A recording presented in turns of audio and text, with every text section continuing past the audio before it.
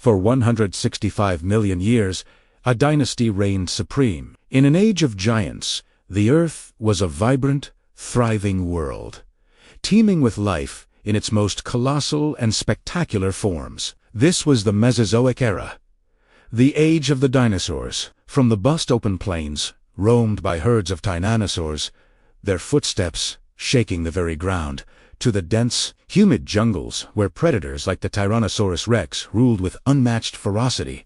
This was a planet perfected for them. The air buzzed with the leathery wings of pterosaurs, and the oceans swirled with monstrous marine reptiles. Life flourished in a delicate, yet enduring, balance. The planet was theirs, a sprawling, endless kingdom forged over eons. They were the undisputed masters of the Earth, their dominion seemingly eternal, their future stretching into an endless horizon. But in the vast, silent theater of the cosmos, an ancient traveler was on a collision course with destiny, unseen and unheard.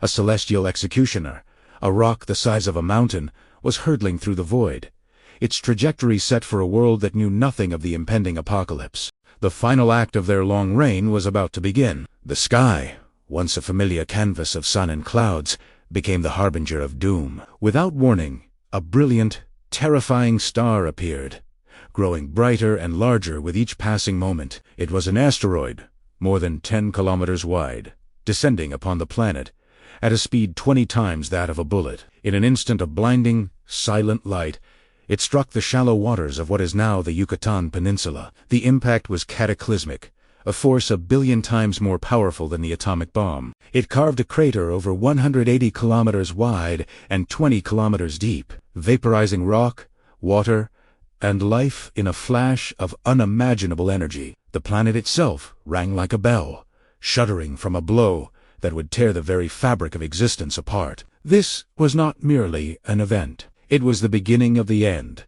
a single, catastrophic moment that would unleash an era of darkness and fire upon the world. The Age of Giants had just met its celestial slayer. From the point of impact, a wave of pure destruction expanded at supersonic speeds. A blast wave of superheated air and vaporized rock, hotter than the surface of the sun, radiated outwards, incinerating everything in its path for thousands of kilometers. Entire forests were flattened and then ignited, turning continents into raging the shockwave triggered earthquakes of unimaginable magnitude, greater than any ever recorded by modern science, shaking the planet to its core.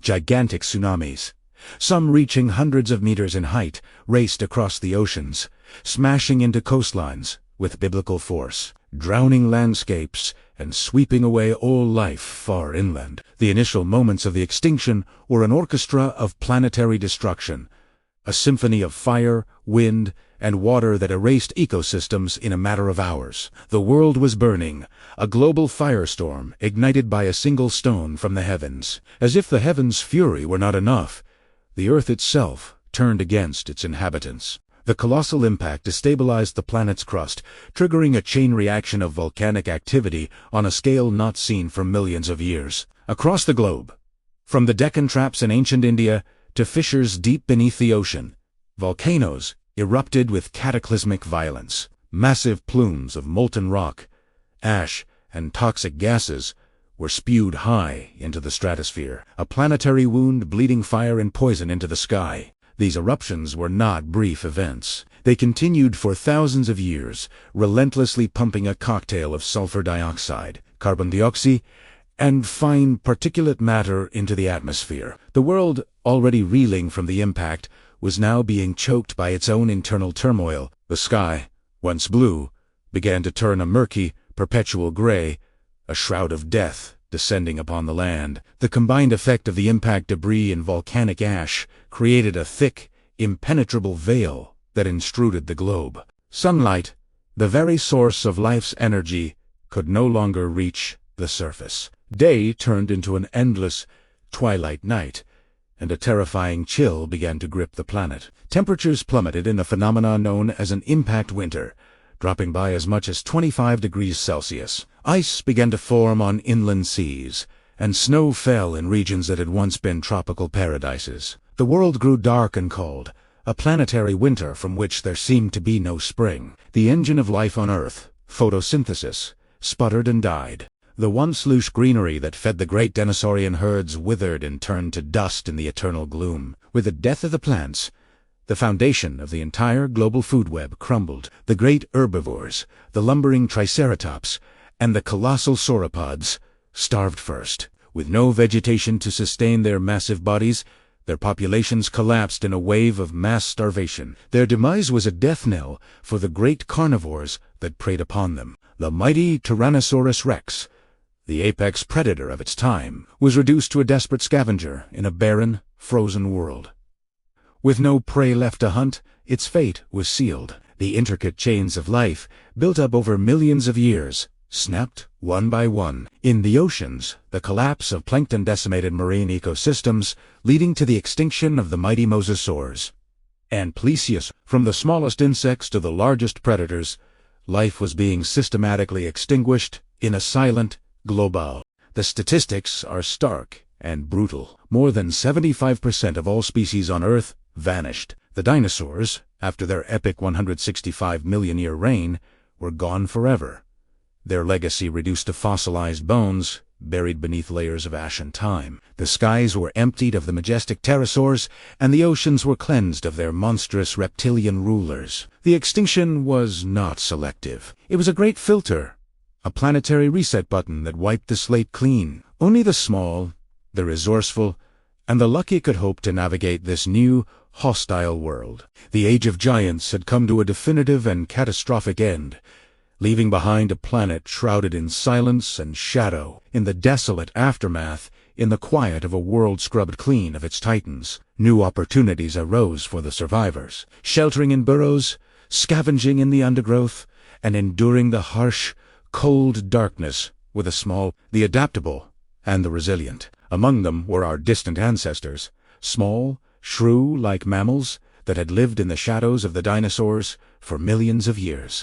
For them, the apocalypse was an opportunity. With the great reptilian predators gone, they were freed from their ecological prison. They survived on insects, roots, and the scraps left behind by a fallen world. They were the meek, destined to inherit a broken earth.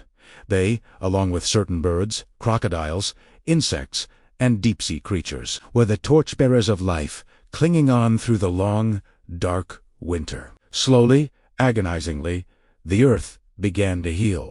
Over thousands of years, the dust settled, the skies cleared, and the sun's warmth once again touched the surface of the planet. The toxic rain ceased, and the climate began to stabilize. Hardy ferns were the first plants to recolonize the scorched landscapes, their green shoots a symbol of rebirth in a world of gray.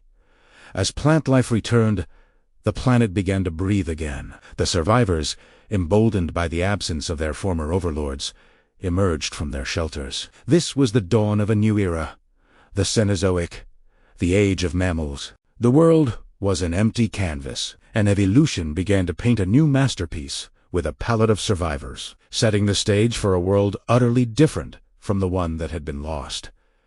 The Great Extinction was more than an end. It was a violent, profound beginning. It was a pivotal moment in the history of our planet, a planetary crucible that forever altered the course of evolution. The fall of the dinosaurs created an evolutionary vacuum, a void that allowed for the explosive diversification of mammals. From those small, nocturnal survivors arose the vast and varied tapestry of mammalian life.